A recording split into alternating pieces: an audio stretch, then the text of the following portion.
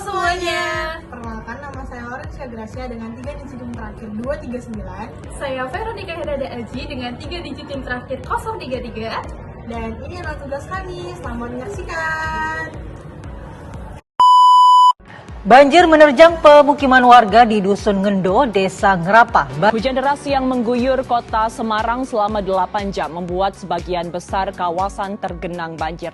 Indonesia sebagai negara kepulauan tropis memiliki lebih dari 5.590 sungai besar dan sungai kecil. Setiap tahun saat musim penghujan tiba, banjir menjadi ancaman nyata bagi jutaan penduduk.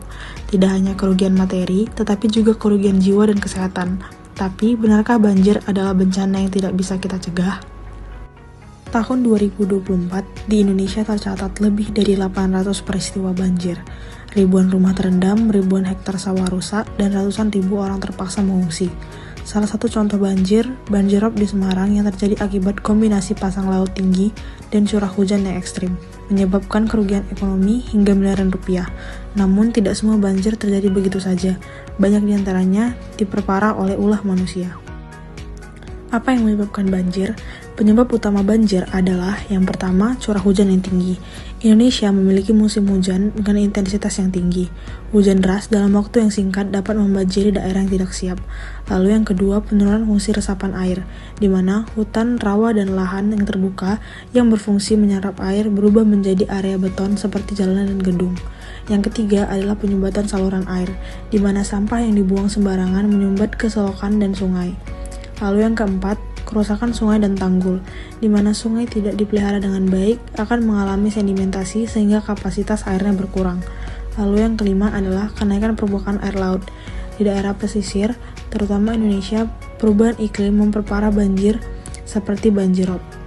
Banjir membawa dampak yang luas dan berat bagi masyarakat, baik dari segi kesehatan, sosial, maupun ekonomi.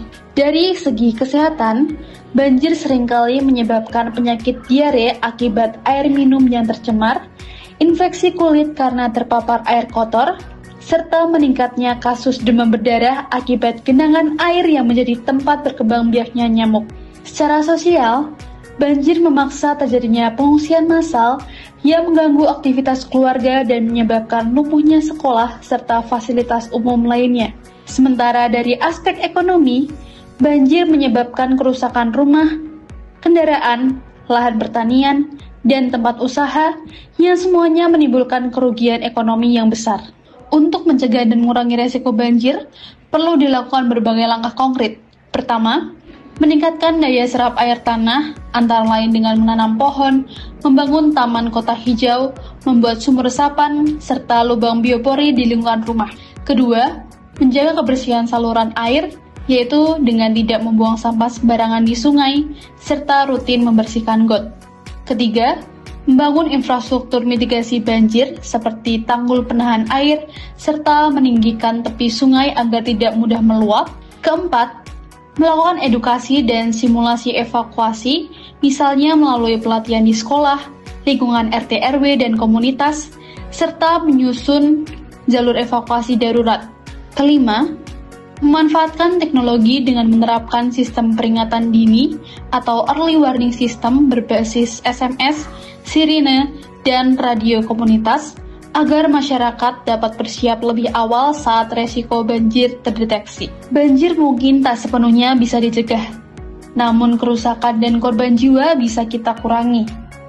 Dengan gotong royong, edukasi, dan kesadaran lingkungan, kita bisa membangun masa depan yang lebih aman. Ingat, bencana bukan hanya urusan pemerintah, ini adalah tanggung jawab kita semua.